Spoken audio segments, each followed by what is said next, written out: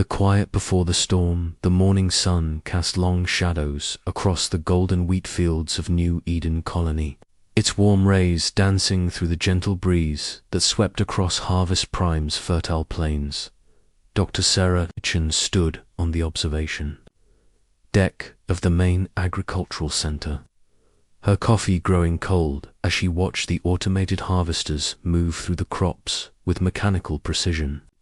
To any observer, it looked like paradise, peaceful human settlement dedicated to feeding the growing populations of the Outer Rim colonies. Sarah adjusted her simple work clothes and checked her tablet, reviewing the day's harvest projections. The numbers were good, better than expected for this season. She smiled, thinking how proud the colonists would be of their success. After 3 years of careful cultivation, New Eden had become one of the most productive agricultural worlds in this sector of human space.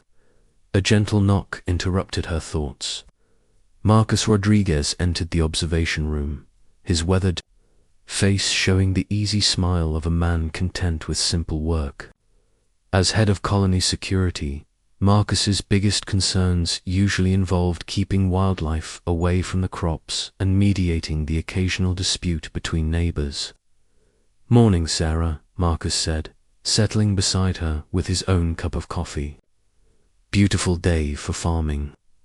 "Indeed it is," Sarah replied, not taking her eyes off the fields.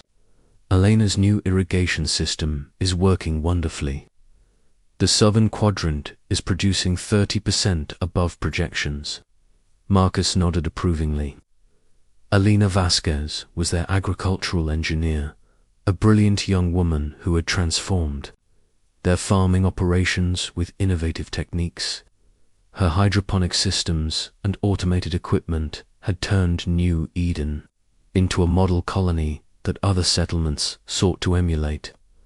Down in the fields, Old Pete was already at work, checking the massive tractors that would begin the day's planting in the northern section. Despite being well into his 70s, Pete insisted on personally maintaining every piece of heavy equipment on the colony. The other farmers respected his expertise, and many sought his advice on everything from soil composition to equipment maintenance. "Pete's been working since before dawn again," Marcus observed, watching the elderly farmer's methodical inspection routine. "He takes pride in his work," Sarah said. "We're lucky to have someone with his experience." The peaceful morning routine continued as colonists began their daily tasks. Children walked to the school dome, chattering excitedly about their upcoming science project on crop genetics. Mothers tended kitchen gardens while discussing the evening's community gathering. Fathers prepared for another day of honest labor under Harvest Prime's generous sun. Everything was exactly as it should be in a thriving agricultural colony. Then the sky changed. The first sign wasn't visibly, was felt. A deep, resonant hum that seemed to come from everywhere at once, making the coffee in Sarah's cup ripple with tiny waves. The automated harvesters stopped their work, their sensors detecting the anomaly in the atmosphere. "What is that?" Marcus asked, setting down his cup and moving to the window. Sarah was already reaching for her communication device when Elena's voice crackled through the colony-wide system. "All residents, we have unknown contacts approaching from orbit. Please remain calm and continue normal activities." But there was nothing normal about what appeared in the sky moments later. Massive shapes began to materialize through harvest. Prime's thin cloud layer ships of enormous size and alien design, their hulls gleaming with an oily, iridescent sheen that hurt to look at directly. The vessels moved with predatory grace, descending toward the planet's surface like metal vultures circling their prey. Marcus felt his hand instinctively move toward his hip, where his simple security stunner hung from his belt. The gesture felt suddenly inadequate as more ships became visible, their alien architecture speaking of advanced technology and military purpose. "Those aren't human vessels," he said quietly. "No," Sarah agreed, her voice steady despite the situation. "They're not." Throughout the colony, residents stopped their work to stare at the sky. Some pointed in wonder, others gathered their children closer. A few of the younger colonists began to show signs of panic, but the community leaders moved among them with calm reassurance. Old Pete looked up from his tractor maintenance, his experienced eyes assessing the approaching fleet with the practiced gaze of someone who had seen his share of dangerous situations. He wiped his hands on an oil-stained rag and began walking toward the main agricultural center with purposeful strides. The lead alien vessel, a massive dreadnought that dwarfed the smaller colony buildings, positioned itself directly above New Eden's central plaza. Its shadow fell across the community gardens like a dark omen, and the temperature seemed to drop several degrees despite the morning sun. Commander Thakmar stood on the bridge of his flagship, surveying the primitive human settlement below through the view. The Krathari Empire had been expanding across this sector for decades, absorbing or destroying lesser civilizations that stood in their path. This agricultural colony represented another small step in their inexorable advance toward the core. Human worlds. Scans confirm minimal defensive capabilities, reported his tactical officer. Basic communication arrays, some industrial equipment for farming, no military installations detected. Thakmar's mandibles clicked with satisfaction. The conquest of this world would be swift and efficient, adding another resource-rich planet to the Krathari Empire while demonstrating to other human colonies the futility of resistance. Excellent. Begin landing operations. Deploy the first wave to secure the administrative center and food production facilities. These humans will learn to serve the Empire, or they will be eliminated. Captain Zekai, commanding the ground forces, felt less certain about the operation. Something about the human settlement below bothered him, though he couldn't identify exactly what. The colonists were continuing their daily activities with remarkable calm for people facing an alien invasion. Most species would be fleeing in panic by now, sir, Zekai said carefully. Perhaps we should conduct more thorough reconnaissance before your caution is noted and dismissed. Captain Thakmar interrupted. These are farmers, not warriors. Proceed with the landing. The first Krathari dropships detached from the main fleet, their angular hulls cutting through the atmosphere toward the colony's landing pads. Each vessel carried a full company of Krathari warriors, their exoskeletons gleaming with built-in weapon systems and their four-armed forms radiating predatory confidence. On the ground, Sarah Chen watched the approaching landing craft with an expression of calm calculation that would have surprised anyone who knew her only as a colony administrator. She activated her communication device and spoke a single word. That carried across every receiver in New Eden: harvest. The response was immediate and coordinated. Throughout the colony, residents moved with sudden purpose. Their earlier appearance of civilian panic replaced by the smooth efficiency of trained professionals executing a well-rehearsed plan. Marcus Rodriguez's hand moved away from his stunner and toward a concealed panel on his belt. His fingers found a hidden activation switch that had been waiting for this moment for 3 years. Alina Vasquez was already at her agricultural control station, but the screens that flickered to life showed nothing related to crop irrigation or soil management. Instead, tactical displays revealed defensive positions, weapon systems, and target acquisition data. Old Pete reached his tractor and placed his palm on what appeared to be a standard maintenance panel. The scanner read his biometrics and confirmed. His authorization level, Admiral Peter Morrison, retired commander of the 3rd Fleet, Strategic Operations Specialist. The most sophisticated military deception in human history was about to be revealed. As the first Krathari dropship touched down on what they believed was a defenseless farming colony, the transformation began. Equipment that had spent years masquerading as agricultural machinery began to reveal its true nature. The massive tractors that old Pete maintained so carefully started their engines, but the sound they made was not the gentle hum of farming equipment. It was the deep, threatening growl of main battle tanks coming online.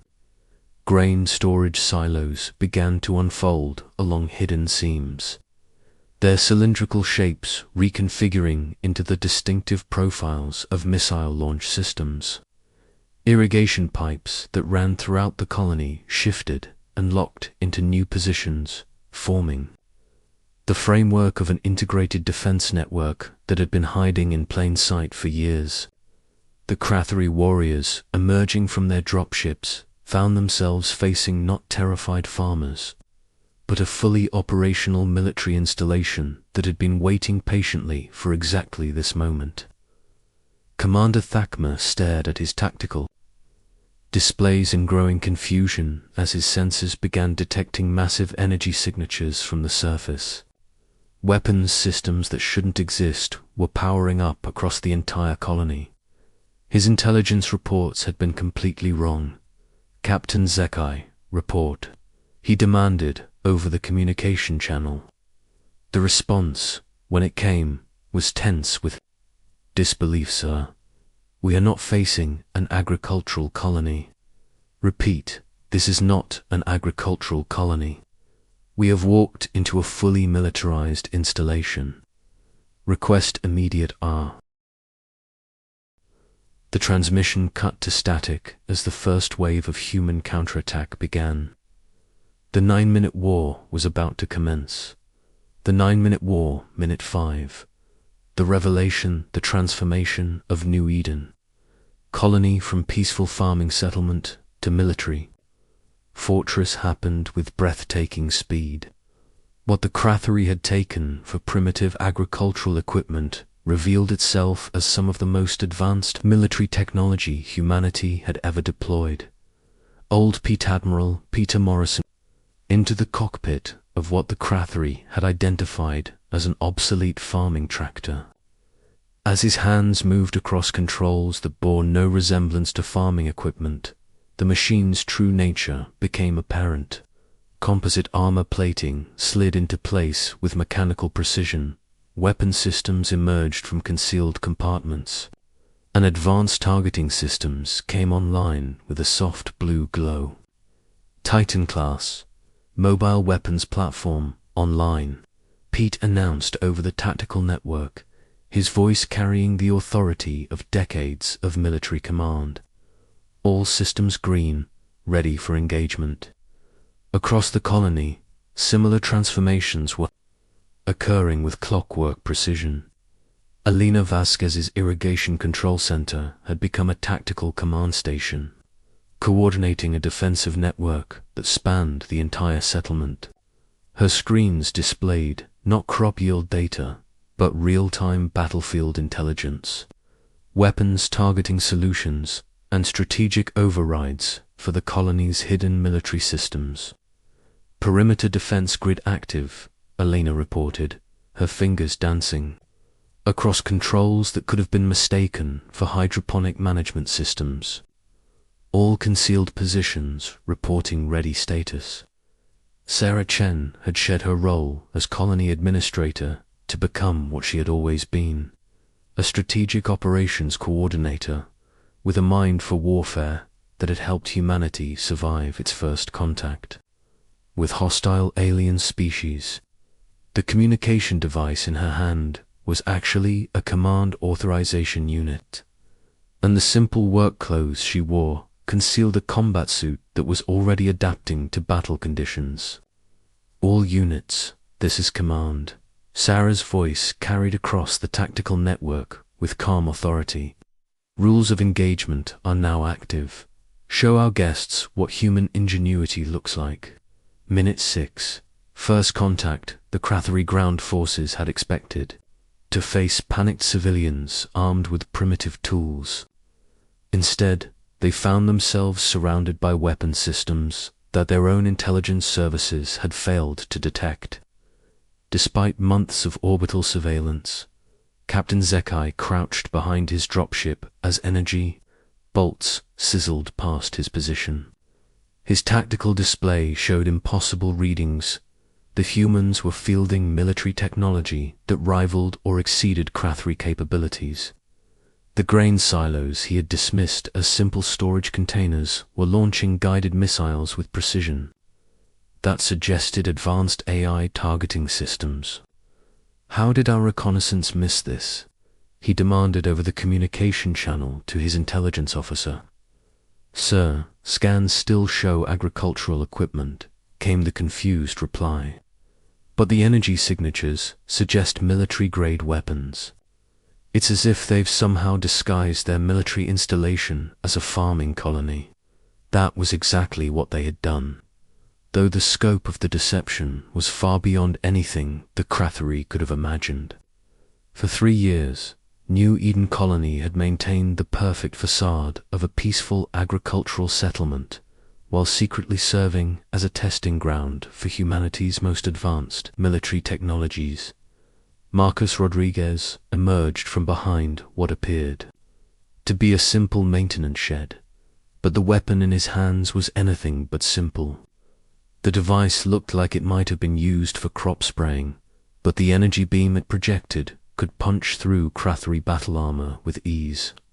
Pest control, Marcus said grimly as he targeted the nearest group of alien warriors. Sometimes, you have to eliminate the problem at its source. His first shot took down a Crathari squad leader whose four-armed form had been coordinating the advance. The alien's exoskeleton cracked like an eggshell under the focused energy beam, and his subordinates suddenly found themselves without tactical coordination. Minute 7. The counterattack begins. What had seemed like scattered resistance from desperate farmers was revealing itself as a coordinated military response from a highly trained force. Every colonist in New Eden had been selected not just for their agricultural skills, but for their military experience and ability to maintain operational security for years at a time. The greenhouse domes that dotted the colony began to unfold like massive flowers, but instead of revealing growing plants, they deployed shield generators that created overlapping defensive barriers. The Crathari energy weapons that had been designed to penetrate standard armor found themselves absorbed or deflected by defensive systems that operated on principles their scientists didn't understand. Impossible, Commander Thakma muttered, as he watched his ground forces advance, halt completely. Our weapons are being neutralized by their defensive systems. Old Pete's voice crackled over the human tactical network as his mobile weapons platform engaged multiple targets simultaneously. Garden Party Protocol is in effect.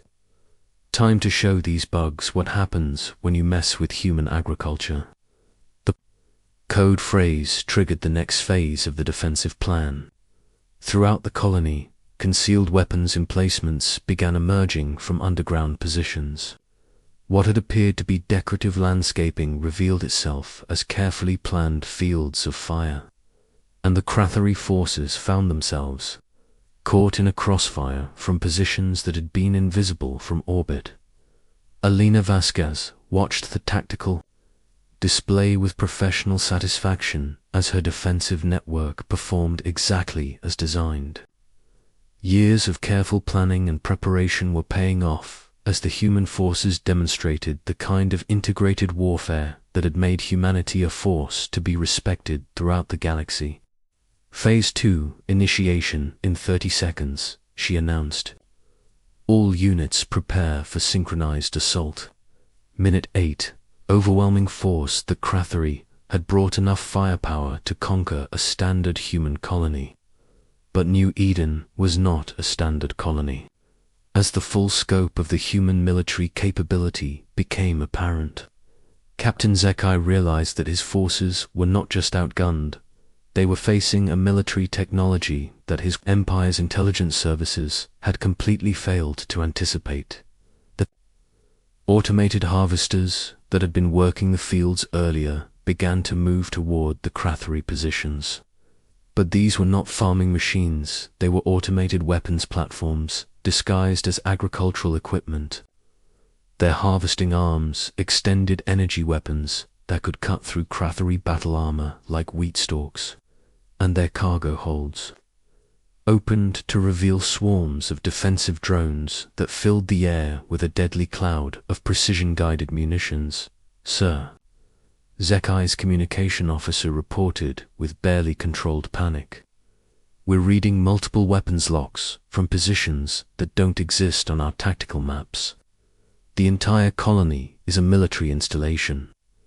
Sarah Chen stood in the tactical command center, watching the real-time display of the battle with the calm satisfaction of a plan executed perfectly. The Crathery had walked into the most sophisticated military trap in human history, and they were discovering that underestimating human ingenuity was a fatal mistake. "All units, execute final phase," she commanded. "Let's finish this." The grain silos that had been launching missiles suddenly revealed their true purpose. The cylindrical structures split open along hidden seams, and massive energy cannons emerged from concealed positions. These weapons were not designed for ground combat. They were orbital defense platforms capable of engaging spacecraft at extreme range. Commander Thakma watched in horror as his orbital fleet suddenly found itself under attack from surface-based weapons that his sensors had insisted were simple agricultural storage containers. The energy beams that lanced up from the planet's surface were punching through his ship's shields with devastating effectiveness. "Retreat," he ordered desperately. "All units, immediate withdrawal." Minute 9. Victory and revelation. The Crathery retreat was as swift as their advance had been confident. Dropships that had landed expecting to face defenseless farmers were now launching emergency evacuations while under fire from weapons systems that seemed to emerge from every corner of the colony. The alien warriors who managed to make it back to their transports carried reports of human military technology that exceeded anything in their intelligence databases. Captain Zekai was among the last to withdraw, his tactical mind already analyzing the implications of what he had witnessed. The humans had not just defeated a Crathery invasion force, they had made it look effortless. The precision and coordination of their response suggested a level of military sophistication that the Empire had greatly underestimated as the last Crathery dropship cleared the atmosphere.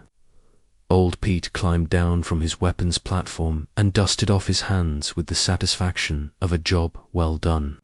Around him, the other colonists were already beginning the process of returning their equipment to its agricultural configuration. "Well," he said to Marcus Rodriguez, who was approaching with a broad grin that was invigorating. "Nothing like a little target practice to start the day." Marcus laughed, holstering his energy weapon and helping to guide a group of genuine agricultural workers back to their duties.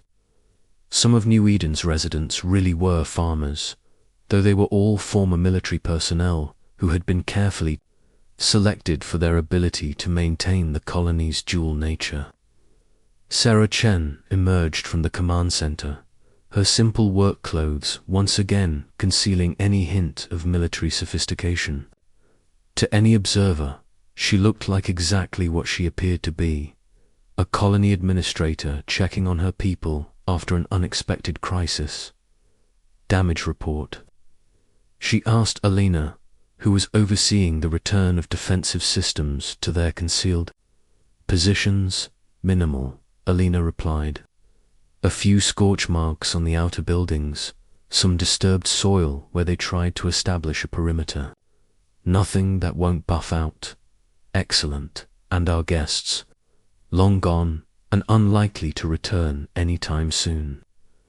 I suspect they'll be filing some very interesting reports with their superiors. Sarah nodded with satisfaction. The new Eden colony had been designed to serve as both a genuine agricultural settlement and a demonstration of human military capability. Today's events would send a clear message throughout the Krathari Empire and beyond. Humanity was not to be underestimated. As the alien fleet disappeared into the depths of space, the colonists of New Eden returned to their daily routines. Children resumed their walk to school, discussing the exciting events they had witnessed. Mothers returned to their kitchen gardens, trading stories about the morning's adventure. Fathers prepared for another day of honest agricultural labor under harvest. Prime's generous son. But now the galaxy knew the truth.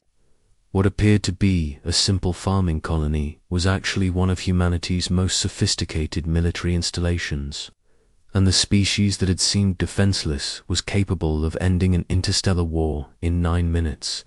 The harvest had been successful, and the message was clear when it comes to protecting what they hold dear. Humans are the most dangerous farmers in the galaxy.